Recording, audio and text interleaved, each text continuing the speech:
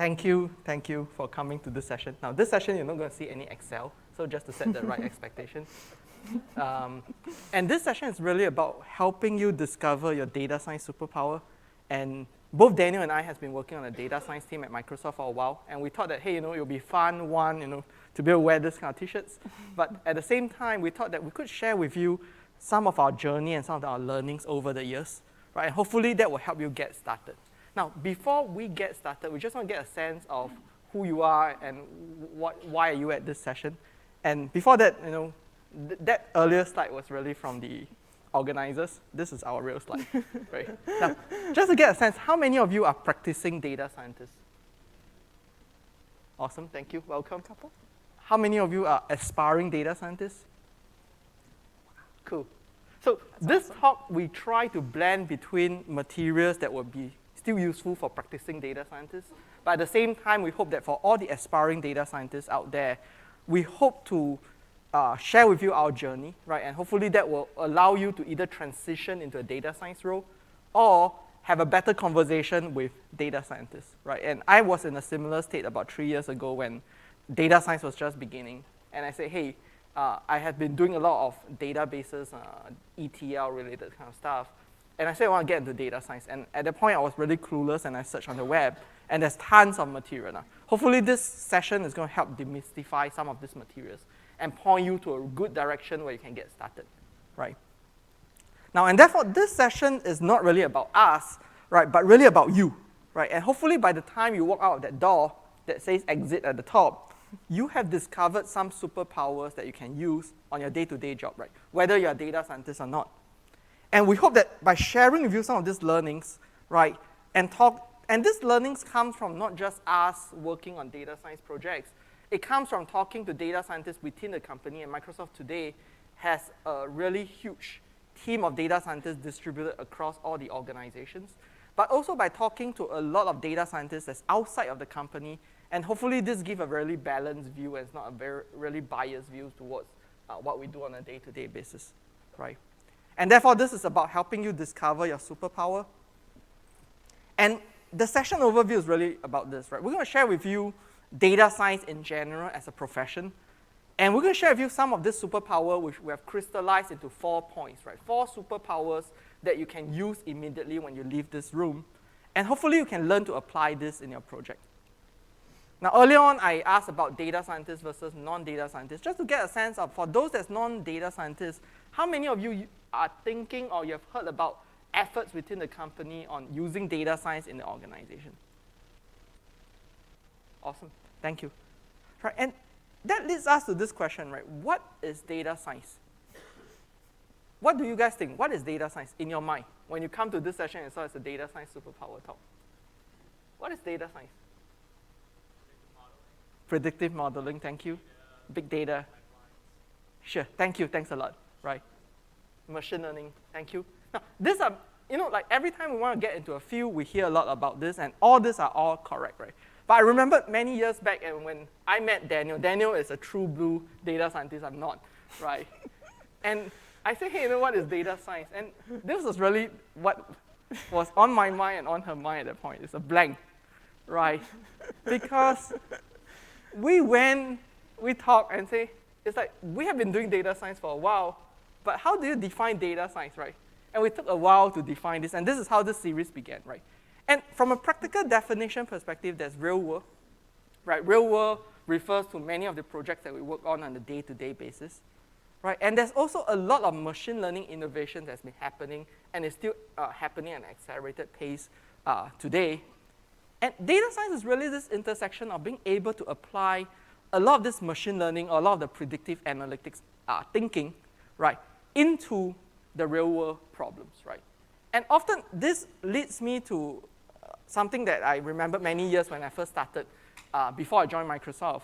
I was with a telco in Asia, and we were part of this team called the Marketing Decision Support System team, right?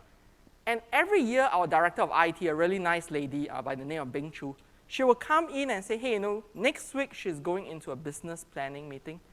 And she, as the director of IT, goes into meeting, and of course, business will go about talking about KPIs, how we should be looking, strategy on areas that they should be looking at, and so on and so forth. But she said, well, we are the data warehousing team. We do BI. At that time, there was no BI. We do reports. And we built a lot of applications then that was VB6 kind of applications that was telling the telco about profitability for some of the enterprise customers. She said, why are we building this app? Of course, we should continue building this app, but we own the data warehouse. And every single piece of data in the organization is flowing into the data warehouse. Why can't I walk into the business meeting and tell my business counterpart, right, that this is the nuggets of gold I found within the data warehouse? And this is how we should be more proactive instead of more reactive about it, right? She came in, I was with the telco for 2 years before I went back for my PhD. But every single year she comes in when I was with the telco, and we have no answer to her. We say, well, you know, we can generate reports and stuff like that, right?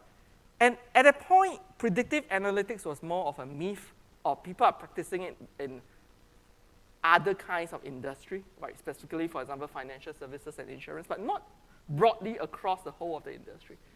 And every year she'll walk in and she'll come back and say, hey, you know, we need to build this app, we need to build this website, right? But there was no proactive nature, right? Every time you see customers or there's customer attrition, right, then you react to it, but the customers have already left. And therefore, this whole world of doing data science or applying machine learning or even predictive analytics to a lot of this problem help us get from a reactive to a proactive step, right? And if then, and after a few years after I left, she passed away, but if she's still around, I will be really happy to tell her, now we have an answer to your question 10 years later, right? But nevertheless, it's always a start, right? So then, when we start digging into the field of data science, we say, hey, you know, when did data science really started? And it turns out that Florence Nightingale, does anyone know her? Awesome, right? Was actually one of the earliest data scientists. You don't trust me, fact check me, right? Go up online. She's actually being honored as one of the earliest statisticians. And the story is the following, right? When she arrived at a British hospital in Turkey during one of the war, she found a nightmare of misery, right? And with a lot of people injured in the hospital because at that point, soldiers was injured, and men lay crowded next to each other in corridors. The air from the hospital was just horrible, right? There was no food. There was very basic sanitation. And at that point, Nightingale was actually one of the very first that started creating very interesting visualization. At that point, she doesn't have Power BI, right? And she presented statistics to Queen Victoria, right? Imagine in her hands, if she had Power BI, it would be awesome, right? And that was the point in time which became a turning point. By the time she left, right, she helped reduce mortality rate by 2/3, which is amazing, all through the power of data. And at that point in time, of course, she's not thinking about data science, right? But all through by showing data and using this data to lead to actions, right? In this case, it is improving the sanitary condition in the hospital, right? Ensuring that there's laundry for washing the linens and so on and so forth. And this created a huge thing, right? Huge impact. And therefore, why data science, right? The point here is really better decisions and actions, right? Through a lot of this merging of machine learning with real-world perspective will allow you to make better informed decisions, right? And that's what data science is about. Now, and many times we say, hey, you know, what is data science? We know why is data science. And along the conferences, I remember when I first started, I was really shy. I met Daniel then, and I met her at the corridor, and we didn't know we were from the same team, but I know she's one of the star data scientists. I was shy, right? I didn't dare to approach her and say, hey, you know, tell me your secrets, right? No one will do that. Imagine now you walk along the corridor after the conference, look at someone in the eye, and say, tell me your secret to doing BI. No one is going to do that, right? And I was shocked. And we realized that in any profession, including data science, being successful in data science is really about building this toolbox, right? Whether it's in the BI perspective or you're transitioning from BI to AI. It's about building this toolbox of superpowers, and this is how this talk came about. And therefore, what is going to come up next is we're going to share with you 4 superpowers that you hopefully will be actionable, right? And let's start off with the first one. Great. Thanks, Wei Hong. So the first superpower is being obsessed over data, and especially using data in a decision process. So while you probably think, okay, these are some PhD data scientists, they're going to tell you all of this nerdy technology. We will tell you some of that, but some of the most important and impactful work you can do as a data scientist is some of this work about thinking about the decision process and thinking about what data you have. Forget all of the tools and techniques. What is that data? Where is it coming from? And so this superpower is being obsessed about data and then using that data in a decision process. So there's three core concepts here. We have that data, but we also have a business problem, and we also have a decision and an action that needs to be taken to inform or to help that business problem. So thinking about what is that business problem that needs to be solved, forget about the technology, what is that problem, and then what decision or action has to be taken to inform that business or help prevent that business problem. So many data scientists go into data science and say, okay, I can build a really cool model that predicts really well, that does this thing. And then everybody's like, that is super cool. And then it never gets used. So making sure that you are building a model that can actually be used in a decision process. Okay, cool, you have that model. How is the business going to use it? What decision are they going to make? What action are they going to take? Because you know what? That informs how you build the model. If you need to predict something and you build a predictive model to predict something 7 days in advance, but the business needs to act 14 days in advance, well, it doesn't matter that you're predicting the future. You're not predicting far enough. So thinking about that business problem in the context of what action you will take informs the entire data science process. So this is very important in being obsessed with data and data in the decision process. Now, thinking about data, there's a lot of different aspects that you have to think about. You have historical availability of that data, but that might not be the same as what you have in a production scenario. Making sure that you build all that system out so that you're not just doing hindsight or looking back, but you're actually ready to deploy that model in the future. So what's the type of data set you have historically as well as what you have in production? Additionally, where's your data located? Where's the gravity of the data? Can we bring the analytics to where the data set is? Can we do analytics within a database rather than having to move data? Those type of considerations are important. And then, of course, really understanding the data description. Not just this is a field that means X, Y, Z, but how did that field come to be? Who put that in that table? How did that come to be? What are the assumptions behind that data source? Understanding those things are very important. Now, to give you an example scenario, predictive maintenance is a very common data science problem where we're trying to understand when something's going to fail so we can predict when we should actually maintain it. Now, traditionally, what we'd have is we'd have all this different data sources. We would put all of that data into a data warehouse, and we'd run these queries, right? So this query would say, let's look at these error messages as they happen, and then those error messages, maybe there's a lot of them, so you give those to those people that are going to do the tasks, and they do the maintenance. And so it's really reacting to what data is happening and fixing it. But what we want to do is we want to proactively maintain, right? So we want to ask the question, should I service this equipment because it's going to fail in the future? Maybe it's not failing today, but it's going to fail in a couple of days. So that's the kind of business problem that we have. But the data science question, you have to turn that from that business problem into a data science question. It's something for the example of what is the probability that this equipment will fail in the next X days. And so that becomes a classification type problem, which you then apply classification type algorithms. Now, the important part is not so much how the algorithms and so forth in this superpower, but it's being obsessed about how you're going to then use that data in the decision process. So not only do we want to take that data, store it in a data warehouse, but we want to build a machine learning model that uses that historical data set. In the past, I knew what these different features were, what the sensor values were, what the errors were, and I know in the past when things failed. If I try to build a model that uses all of that data to predict when something fails, I can then deploy it into the future to know when something's going to fail in the future. And then I can prioritize the tasks that are going to be made.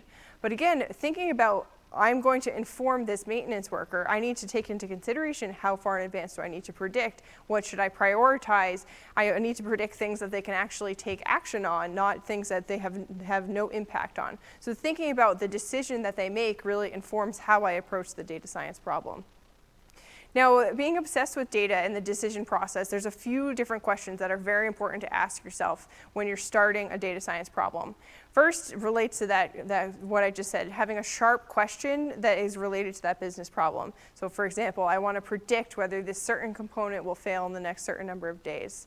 The second aspect is having data that measures what you care about, identifiers at the level that you're predicting, relevant data actually collected. If you're trying to predict failure on something and you don't collect all the sensor information that's actually relevant to that failure, well, that machine learning model can only do so much. That data that you have is super important. And now, obviously, having accurate data, that sounds very obvious, right? But in practice, there's a lot of issues with how data is collected, what are the assumptions behind that data. So working with a domain expert to inform how that data is collected is very important. Also, connected data, having data that's linkable together and having enough of it. So these are the types of questions that you want to think about in that data science superpower about being obsessed with data. Now, and many a times, once you have the data, right, you get to a point, and Daniel was covering it, it was one line item there, was you start doing what data scientists call feature engineering. And what it simply means is taking the features, right, and transforming it to new domains, or adding additional columns or features, right? And the goal there is to get to a point where you can build a good model, right? And one of the things that we have not put as a superpower, but it's good to put at the back of your mind, is in most of this data science problem, right, trying to get the data to the right shape, cleaning the data, and getting to a point where you're doing feature engineering is actually more important than immediately jumping in building the model. Now, from a developer perspective, you will also see as do not jump into coding, right? Spend more time doing the thinking about the problem, understanding the data, but sometimes you even have to go back to where the data is acquired, right? Because the data that you receive just don't make sense, right? Now, assuming you have all this, right, and you start building your models, and all of us have a job, right? And we say we have to be able to tell our boss, we have to tell our management that, hey, by building a model, it has improved this situation or this business problem by X. And therefore, performance metrics is super, super important, right? And the next slide is simply showing you the difference between defining and establishing performance metrics versus not, because many a time data science was seen as the sexiest job of the 21st century, right? And you go in and tell your boss, yes, we should do data science. I want to transition to be a data scientist. And then your boss, in the typical coaching style, will say, oh, what does success look like? Don't worry, data science is going to save the world, right? Believe me, right? So it turns out that measurable desired outcome is really important, right? And that really translates first, of course, Daniel covered that you have to ask the right questions. But once you ask the right question, you need to measure it, because before and after the data science project, right, you must show some improvements or fail really fast because there's no improvement, right? And do not just keep doing it because there's no improvement. Hopefully one day by trying different algorithms, you will get to new improvement. It doesn't work that way, right? If the data and the modeling or the predictive modeling aspect of it tells you that there's no improvements, then you move on and say, hey, maybe the problem is ill-defined, and therefore you should relook at the business problem, right? And therefore having this kind of outcome and being able to measure it is important. Right? Earlier on we say, well, what would be considered a success? So the way of using performance metrics, and this is really true in a lot of data science projects, is the following. You need to establish a qualitative metrics, right? For example, say I used to come from a telco, right? And therefore I have a quantifiable metric that I want to reduce customer attrition or churn. By what amount, right? And once you have that, you translate this from a qualitative objective into a quantifiable metrics, right, as I was telling you earlier. And finally, you look at, hey, what kind of customer scenario does this impact, right? Are you, say in the case of a telco, are you impacting a consumer customer or are you impacting an enterprise customer, right? And once you have that, of course, you need a baseline, right? A situation of before there's data science, what kind of situation were you observing, right? Was customer attrition really high? Was it 20%, 30%, 40%? Or in the case of predictive maintenance, right? What is the cost of sending the service crew down to maintain something, right? But in a haphazard, not planned manner?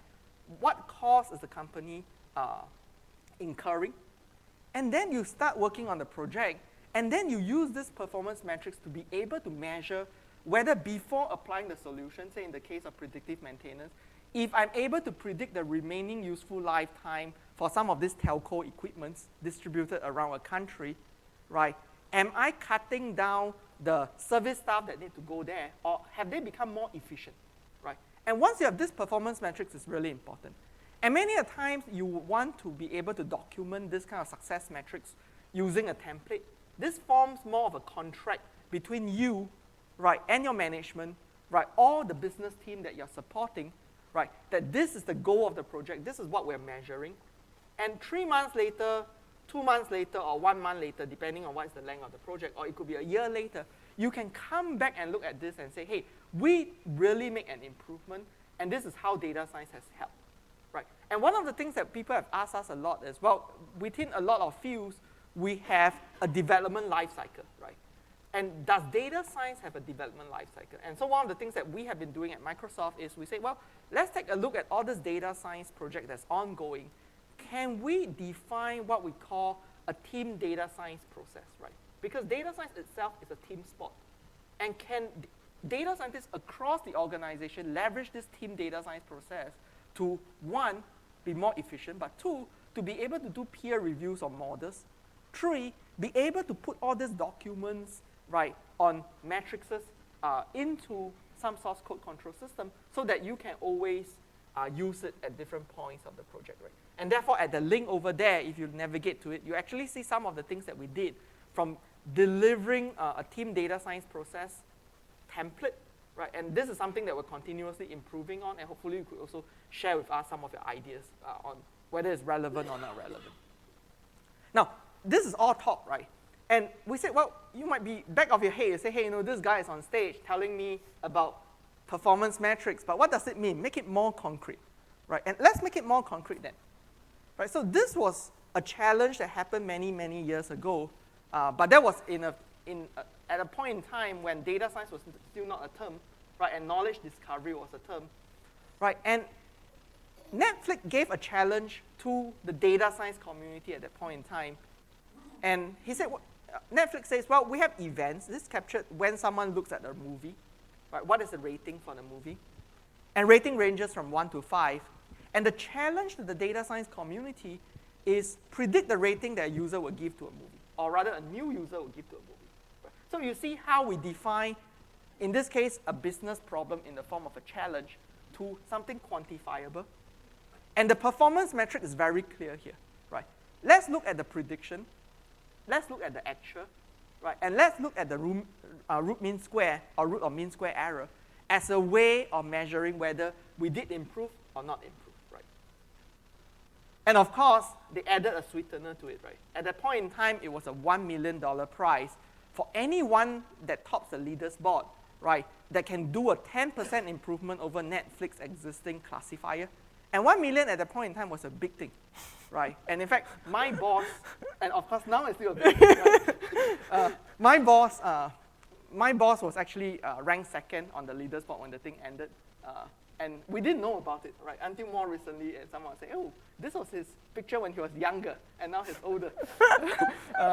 But yeah, it was a fascinating story. I'm going to share with you this story as a way to illustrate why having a baseline, and in this case, Netflix has a baseline, and being able to show improvements is important, right? And so this is how most of the data science competition will go, right? Today, of course, you have Kaggle competitions. You have many other competitions that's available out there. Every one of us is invited to participate, right? But the point here is a leaders board show how well you are, right? But 3 weeks into the challenge, right, there was about 40 teams that demonstrated that they were much better than the Netflix classifier. Now, the top team showed about 5% improvement. Remember, the target here was 10% improvement, where you get closer to the $1 million prize. And this is how it looks like, right? It goes on, everyone submitted their solution, but it hit a point where Daniel and I could be competing for this competition, but we are not sharing our secrets, right? She's smart, I'm not that smart, but no, you're not going to tell me your secret. I'm too shy to ask, right? You get to a point where you hit a plateau. All teams realized that they were trying to use the best super-duper classifiers, and they could not push it beyond that top 5% improvement. And that was fascinating because from a performance metrics, this is life. Every day when you participate in one of these competitions, it is really, really addictive. You go in and you check where you are at the leader spot. First, it makes you feel good, right? But two, you're closer to the $1 million. Now, it also turns out that when people start doing retrospective on the competition, they realize that people start combining and collaborating. So instead of us being competitors, we say, hey, can you share your solution? And we start combining our solutions, right? And in fact, one of them called Paul Harrison, one of the team called Rookies collaborated with Paul Harrison. They improved their result from 6.31 to 6.75. Now, that's a huge thing, even to the 1 decimal place or 2 decimal place. Now, quickly going through, other teams started seeing this kind of improvements. They started combining the results of many, many methods, right? And finally, they started moving up the leaders chart to a point where they are within the top 10. University of Toronto came in, right? And of course, now they combine even more models, and now they are top 7, right? And finally, a team comes in called Gravity. They combine many methods from all the participants. They move up, and now they are close to the 10% improvement, right? And all these are public paper that you can read. But finally, a team came in, right? And as you can see from the title, this was really a team called Gravity and a team called Dinosaur Unite, right? So the team name after they combined was called When Gravity and Dinosaurs Unite, right? They are top 2, right? And this is amazing. This shows that with quantifiable metrics, even your project has not ended. You have a way to track success. But more importantly, this is something that we did not make it clear in this presentation, is that what they have shown, right? And of course, let's fast forward to the final team from AT&T that won. They were not close to the 10%, but the top prize was won by combining 100 over different models, right? Which leads us to a point that, one, your metrics is important, because otherwise, without that metrics, you will not have forced the team to come together. But two is, that was actually the very early beginning when a lot of data science practitioners or machine learning people realized that there doesn't exist a single algorithm that can solve all business problems, right? You really need to blend results together in a technique. At that point, there was a lot of articles called the rise of the ensembles, meaning combining all these models in a smart way such that you will lead to improvement. And this is what is demonstrated here at the Netflix challenge. But today, if you go to Kaggle and you take out any Kaggle contest, every time the contest closes, you can actually look at the analysis and the solution as well. Almost all the top Kaggle entries are all ensemble method by combining different methods, right? Now, we did not put that explicitly as a superpower because this is a level 100 talk, right? 100 talk. But then, I think it's very important to take away 2 things from this section of the superpower is metrics is really important, right? It allows you to communicate to your stakeholders what you have improved instead of telling them it's like magic, right? 2 is using ensembles, right, or by combining different machine learning techniques, right, to solve a problem will actually give you really good results, right? Now, let's take a look at superpower 3, which is framing the problem. Framing the problem. Yeah, so ensemble learning is super cool, where you make all these predictions and then you do even simple things like averaging those results together. So really amazing what you can do with that. We're going to turn now to framing the problem. So we talked at the beginning about using data in a decision process and then the importance of metrics. Now, often when you start data science problems, they're not as straightforward as the Netflix competition where they say, here's your data set, here's what you need to get to. Instead, you're just given that business problem, right? So how do you actually frame that, and what are the types of questions that you can ask? So when you're asking a data science question, you want to make sure that it can be answered with a name or a number. So you want to ask sharp questions, not vague questions. Things like, how many of these are going to sell in the 3rd quarter? Not questions like, what should I do? Or how can data increase my profits? So this is the sharp question aspect. Now, there's really 5 main core types of algorithms that we have that we can talk through. So the first one is asking a question about how much or how many. This is when you're going to use a regression type of framework, when you're predicting a numeric outcome. The next one is, which category are we looking for? Is this category A or category B? That's a classification type problem. Another type of question you can ask is, what are the underlying groups, or when you don't have what we call labels on that data set? This is a clustering type of problem. And then you can ask a question like, is it weird? Is it strange? That's an anomaly detection type of problem. And then the last one is which option for things like recommender systems, and there's other types of learning for this one as well. So when you're framing data science questions, it's not so much that you start with, okay, I'm going to apply this like light GBM is what I'm going to do. Really what you start with is, what is that set of algorithm, the algorithm type that I'm going to apply? Am I modeling a numeric outcome, or am I modeling a binary outcome? And so making sure you frame the problem into these different categories then informs what class of algorithms you choose. And then as Weihong was mentioning, it's not often so much one specific algorithm that really makes the difference. It's really being able to frame the problem well and then know what type of algorithm you're going to choose. In fact, it's interesting here, right? Because with these 5 questions, hopefully we have exhaustively enumerated all kinds of smart questions you can ask when working with data scientists. So imagine you're starting a data science project and everyone comes into the conference room, right? And you wanted to ask that question that shows you understand the data science problem. Ask one of these questions, right? Are we categorizing, right? Is it weird? That helps the beginning of one conversation without getting into the specifics about the algorithms to be used. Now, we often find that even though this seems really simple questions, these are really good conversation starter, right? Because in a lot of these data science meetings that we've been to in various events, as well as with different customers, we realize that sometimes being able to even kick off this will help people realize that, hey, data science, yes, we position it as magic that's going to solve a lot of problems, right? But we have to get everyone in the room, whether it's a data scientist, whether it's a business stakeholder, grounded to, hey, why are we exactly in this room for, right? And what kind of problems do we want to solve, right? And therefore, this 5 questions seems really simple, but hopefully that will actually be useful to you, right, in trying to start that conversation.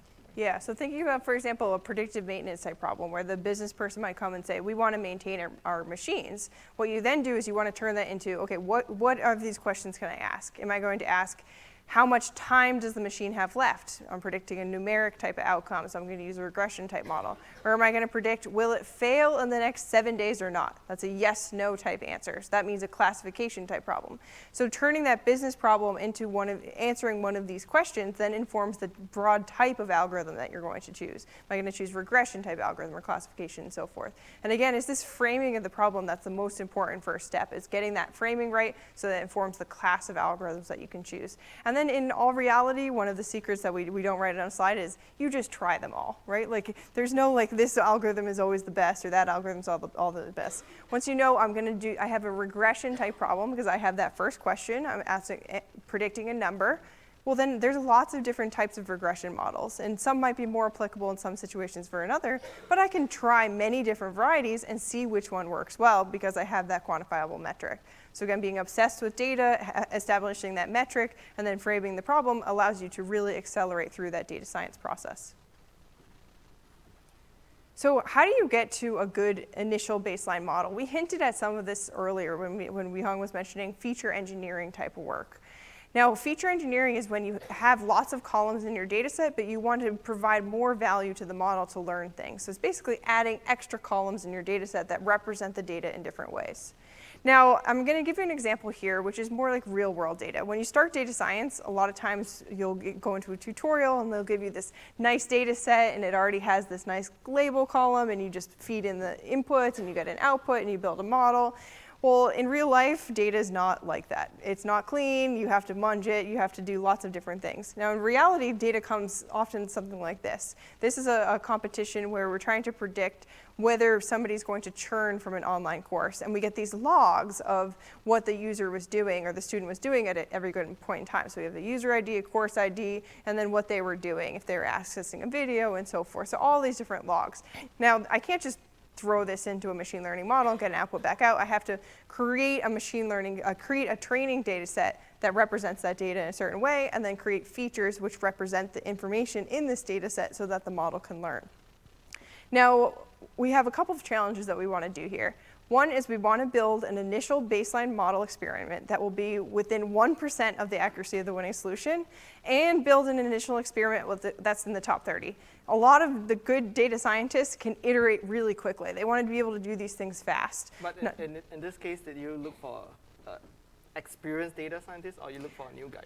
Oh, good question. What do you think? I don't know. Right? So most of the time, say in the data science team, one of the things that we have lots of fun on is we do a lot of experimentation, not just on customer problem, but within the team, right? And this was actually an interesting problem because when we first talked about this problem and these two challenges, it was like we're in a meeting room and we're brainstorming what kind of things can we give to new folks that just joined the team, right? Yep. And this was the two challenges that we came out, right? Yep. And who do you give it to? The new guy. Gotta let him try it. Okay. Let him try it.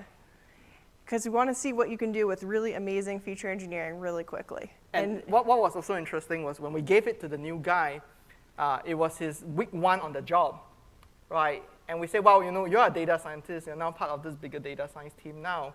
We have 2 challenges for it. It's really simple, right? Really, really simple. Get within the top 30, right? And get within this kind of metrics, right? And he said, how long do I have to do it? I said, oh, wow, we gave you this problem on a Friday. Monday morning, maybe we should see something, right? So that was essentially the experiment that we did, right? But we are really nice people, right? We didn't want, and the reason why we did it was not to make the life of someone difficult, right? But more on trying to illustrate the fact that if you frame the problem properly, even with very little time, right, you can actually get to really, really good results. And this is what we wanted to prove or disprove in this experiment. And of course, if by Monday he comes back and he doesn't meet the 2 challenges, of course, we said, well, don't worry, you'll still be on the team, right? But it was a validation that, hey, maybe the framing of the problem is wrong, and then the next new person that comes in will present to them the new improved version of it. But this guy was really good. Right, by Monday, he gave Daniel a really, really good result. And Daniel is going to share with you So what he did was just take this really simple concept. We have all these student logs of what the user was doing, and we want to create features, which columns in our data set, which represent information that the model can learn from. And there's this really core concept that's been around for a long time called RFM, recency, frequency, monetary. And what he did is, okay, those core concepts are very important. They could be really core things that could represent things that lead to churn. What if I use my log data, I just do a simple RFM, that RFM will be the features that I then feed into the machine learning model. And so what he did is he looked at, okay, recency, let's look at, has the student attended the class recently? So he created a feature that represented the enrollment ID's last timestamp, so how long has the student been? The next one, frequency. How many problems has the student solved? How many videos has the student watched? So created features or columns in the data set which represented the answers to those questions. And then the last one is monetary. Well, they're not paying in this case, so just change that around. Well, how much investment have they made? How many hours has the student spent on the course? So time investment. So creating data points which represent these features, these are what he's going to then feed into the machine learning model. So really simple analysis, a simple RFM analysis, but really useful features that can then be fed into a machine learning model. And so the winner of this competition had an AUC, area under the curve, if you don't need to know what that is for now, but it was a pretty high result. And this is a merger of 9 teams, and they had a lot of iterations. This solution had an AUC of 90.1. It was 26th place within just literally a weekend. So it's amazing what you can do with this simple RFM type analysis. A lot of people think RFM is only applicable for certain types of situations, but these are the types of feature engineering tips and tricks that you can apply to lots of different types of problems. And this is what the importance of feature engineering, looking at that data, managing that data in such a way to provide value to that model to learn from. So this is RFM. It's applicable for things like churn prediction, which we just showed, for things like segmentation, even targeted advertisements and personalization, lots of different situations where RFM is important for. But the broader point around framing the problem and the importance of feature engineering, really think about how can you represent this data in different ways so that it provides value to what you're trying to predict. Yep. And in fact, most of the time when you get into a lot of this kind of customer projects or data science kind of project, right? You want to get to an initial good model really quickly, right? And the reason for that is because then that gives you more runway in being able to iterate on it to continuously improve the solution. And by showing you techniques like RFM, and RFM is not the only technique that's out there, right? You see how much progress someone can make over a weekend, right, if he gets the framing right.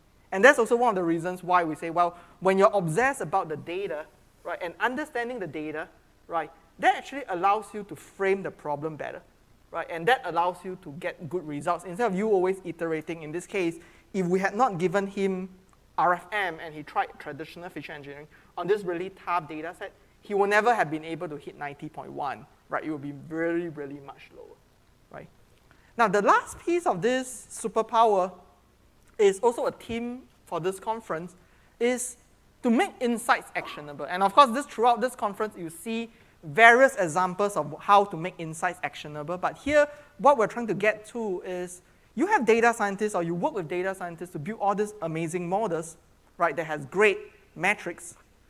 But if these models are never delivered to the people that's going to use them, right? In this case, I could have a model that predicts customer attrition. Great, right? Some of the brightest minds on the planet came out with this customer attrition model. And you say, well, I've deployed it and I've operationalized it. Great, congratulations, right? But if this never make it to the end user tool that people is going to use, then this model will always be your biggest secret, not useful at all, right? And by getting it to the user's tool, it could mean something like this. Today, you walk into a retail store, right? And if someone comes up to you, because once you walk into the retail store, you could have an app that is continuously emitting your MAC address, right? And today, there's ways to tie your MAC address to a lot of the beacons that is distributed throughout the store. And therefore, if someone walks up to you and say, hey, hi, let me show you this Nespresso coffee machine, right? It's great, and because you are our VIP customer, we're going to give you 10% discount. No, that 10% discount might not come by chance. Someone has figured out that if they're not going to get you and buy something nice at the day, you might already have stopped using that loyalty program and move on to another retail store. And therefore, making insights actionable is really, really important. But more importantly is, besides this kind of bringing it to the few people that is using the models that you have built, right, it's also about being able to communicate the impact or proactively communicating this impact to your management, right? And therefore, here by making insights actionable, you could be building something like this that says, hey, from a churn and revenue impact analysis perspective, right, this shows you the total revenue. This is the percentage of churn, right? And this is how unpaid balances and total call duration, right, is impacting churn. But more importantly, this is how they're distributed throughout, in this case, the different states of the US, right? Now, a really powerful Power BI visualization like this, right, seems really just a visualization, but underlying is powered by your machine learning model that's continuously predicting 1 month, 3 months, 6 months outlook whether a customer will churn. Right? This shows you examples of how you could get this insight to your end users. Now, everything that we showed here, if you go to powerbi.com and you go to industry solution, all this is all there, right? And therefore, you could look for a telco dashboard and you'll see this as well. And we also have the tutorials to show you how to build the end-to-end solution, including the machine learning model. So hopefully that will show you how it's connected end-to-end. Now, this is another example that I think Daniel worked on, which is being able to use predictive maintenance technique, right, to predict the remaining useful lifetime for aircraft engine parts, right, and then being able to proactively service the aircraft, right. So this is another example, and of course we have other examples. In this case, is being able to track, right, month-over-month contributions from goods and services, right, and so on and so forth. Now, the point that we're trying to get to is data science is great, building your machine learning models is great, being able to do data science is amazing, but it is important to make this insight actionable. And we gave you 2 examples. One is if data science or predictive modeling is truly successful, then it should be truly invisible, right? Meaning your end users, the customers that you serve, if they're able to improve some metrics, right, reducing customer churn could be one, improving customer satisfaction could be the other, right? As a result of using an application which is already intelligent with all these models already operationalized and you're already consuming the insights, that makes data science impactful, right? And it's not just about the science, but it's also the bottom line, right? Now, we shared with you 4 superpowers, but at this point, I'm sure we are about 5 minutes left. You might be having this question at the back of your head, right? What should you do after this talk, right? So we would like to share some of these materials that might be useful. And continuous learning is very important, not just in data science, but in all domains. And today, trust me, 2 of us, we don't know all the algorithms in the world, right? And we're still continuous learning, right? We're not a know-it-all, but we want to learn new techniques. There's always new papers that's been published on a month-to-month basis, and we're always using this technique to improve, right? Either to figure out a way to better frame the problem, either to be figuring out a way or tools that we can put into our superpower toolbox, so that by the next time we have this session, we can share with you as well. Right? And therefore, if you're looking into data science, you could actually be in a classroom setting like this. This was actually taken from one of our internal events where the amount of energy, and we saw this conference internally, growing from just hundreds. Now, in fact, the last one just concluded last week, thousands of people attending this conference, right? And it just shows that everyone is always in this state of continuous learning and also sharing, and that's also why we think this is important if you're trying to get into this field. Now, this gallery over the past few years has grown tremendously. Now, if you've not been there and you're trying to get into data science, right, and you have a business problem at the back of your head that you want to solve, just go there and search, right? You'll actually be able to find most of the problems that you might be thinking of there, right? And this is really an accumulation of not just Microsoft people contributing an experiment, right, or how they solve the problem. It could be a notebook, it could be an experiment, it could be a tutorial, right? It is also the community coming together to say, well, I take one of this, right, and I iterate on it, I have better answer, I push it back to the gallery, right? So this is an amazing place that you should look for in order to get started. In fact, when I get started, I started using the earlier version of this gallery, and that helped me a lot, right? Now, but then the next question that's back of your head is, well, it's great, but then you cannot prove to your future employer or subsequently other teams in your company that you want to do data science, that you have a professional certification that says, well, I did data science and I've been through a course, right? And therefore, we do offer a professional degree. In this case, it's a professional program in data science, right? Where you can go in, it's a rigorous, I think, 10 sets of materials with a capstone project. And after that, you get that badge that says, hey, you have a professional degree in data science. Now, of course, besides this, to be fair, there's a lot of other online courses, but hopefully by helping you zone into some of this, will help you start this journey of doing data science. And yeah, so this is one good resource, right? Now, let's just summarize the superpowers, right? Today, we shared with you 4 superpowers. Now, this whole superpower series of talk is really an evolving series of talk that we've been doing on saying, well, let's, as a community, come together. Let's share our secrets, no longer be shy, walk out and talk to someone and say, hey, what's your secret, right? And hopefully this 4, even though it seems really simple, right, is something that you can action upon, right? And hopefully that helps you jumpstart your journey in data science. Now, but to end off this whole talk, one of the things that we always ask ourselves, right, like in a job, you always ask yourself, right, you develop beautiful Power BI dashboard, you build beautiful models, sometimes magical.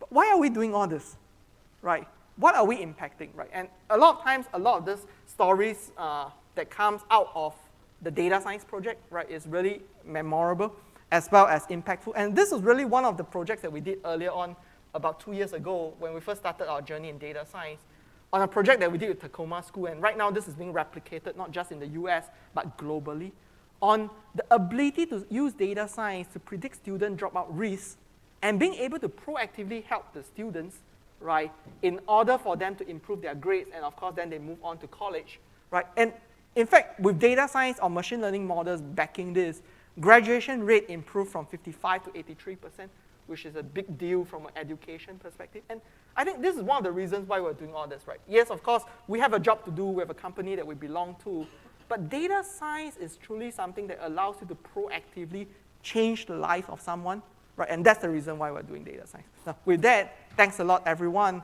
And these are some of the other sessions, and hope you have a nice day. Thank you for coming. Thank you.